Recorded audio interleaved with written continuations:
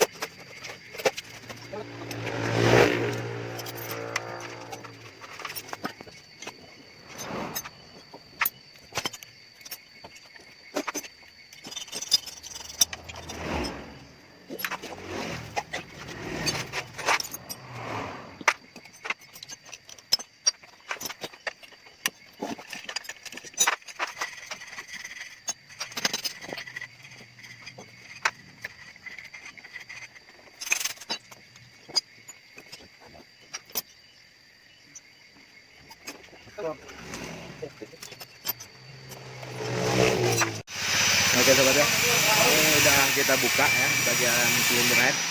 Jadi yang pertama ya kita bahas di bagian piston, dia udah naik ya, oli udah naik ke ruang bakar. Sepertinya di kepala piston itu sudah berkerak. Di bagian samping-samping ini udah berkerak sobat. Harus saya fokusin dulu. Nah, ini fokus ya. Nah, ini di sini nih. Ini kerak kotoran ya, oli udah naik. Nah, oli naik karena di bagian ring oli paling bawah ini mati sobat ya, nggak mau gerak lagi. Di bagian ring oli ini udah nggak mau gerak lagi, harusnya ini leluasa main sobat ya. Dia sudah tidak leluasa main karena di bagian ring oli ini sudah sangat berkerak sobat ya, karena kotor. Nanti kita bersihin dulu. Nanti kalau emang nggak memungkinkan untuk kita pasang lagi, baru kita ganti di bagian ring piston aja sobat ya. Bagian piston nggak usah kita ganti. Lalu di bagian liner block sini aman, belum ada goresan atau sudah aus belum sobat ya, ini masih mulus. Lalu yang membuat dia nggak mau stasioner lalu susah hidup ya. Di sini yang parah, kita tes dulu sobat ya, kita minyak, kita tes di bagian masuk minyak ya.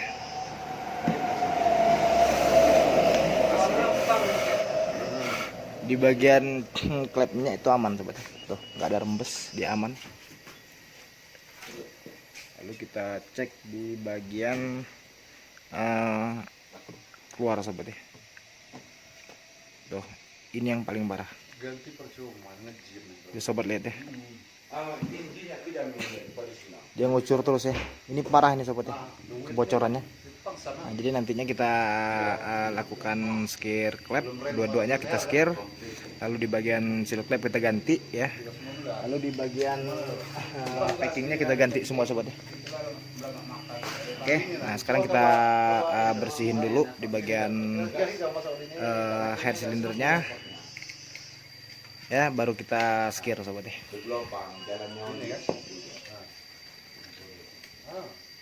Satu lagi sobat ya, di bagian radiator nyembur ya, itu awal motor ini awalnya kering radiator ya, jadi ada kebocoran di bagian packing head. Nah, ya, dia ada kebocoran di packingnya. Jadi komprensi itu udah bocor dari klep, tambah bocor di bagian packingnya sobat ya, di bagian perpaknya itu bocor. Makanya dia sampai susah hidup, lalu radiator nyembur, stasioner nggak mau sobat ya. Untuk ngebersihin sisa-sisa perpaknya, saya gunain amplas jadi kita jangan pakai pisau sobat ya. Kalau dia pakai pisau takutnya di bagian ini ada yang cacat, karena di motor menggunakan radiator itu sensitif sobat ya, karena dia berhubungan dengan air ya. Ini pakai 1 silinder, kalau pakai 4 silinder kayak punya mobil itu lebih sensitif lagi sobat ya. Jadi kita nggak boleh nyacatin di bagian ini sobat ya. Ini harus kita ampas halus, tapi jangan pakai ampas kasar, takutnya ngurangin ininya sobat ya. Jadi kita ampas halusin aja biar ngilangin sisa-sisa perpaknya doang sobat ya.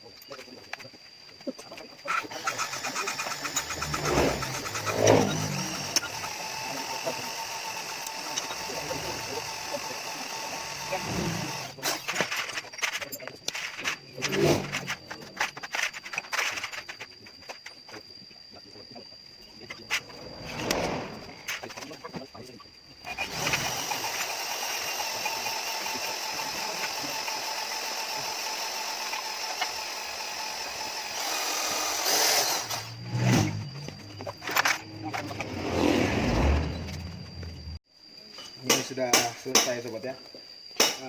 Di bagian ring piston itu sudah kita ganti ya. Lalu pembersihan bekas perpak atau packingnya tadi sudah kita bersihin semua ya. Klep sudah kita ganti, sekarang kita tinggal pasangin lagi sobat ya. Ini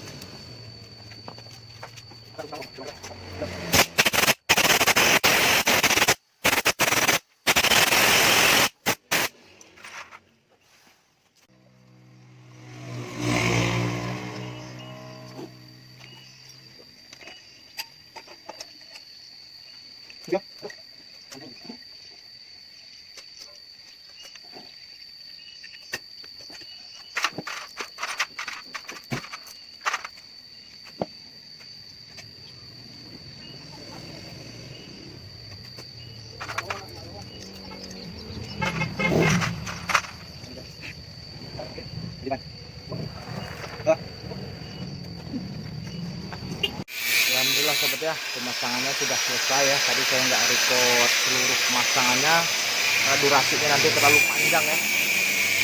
Jadi motor sudah saya naikkan, tapi belum saya ikutin, habis kita reset juga ya.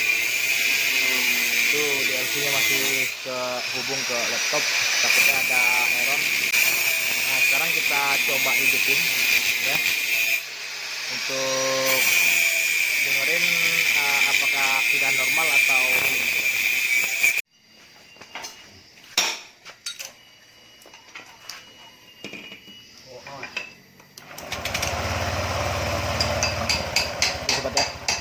Sudah stasioner, sudah normal, terus starternya nggak perlu kayak tadi sobat ya, berulang-ulang, nggak perlu putaran cepat baru dia hidup sobat ya.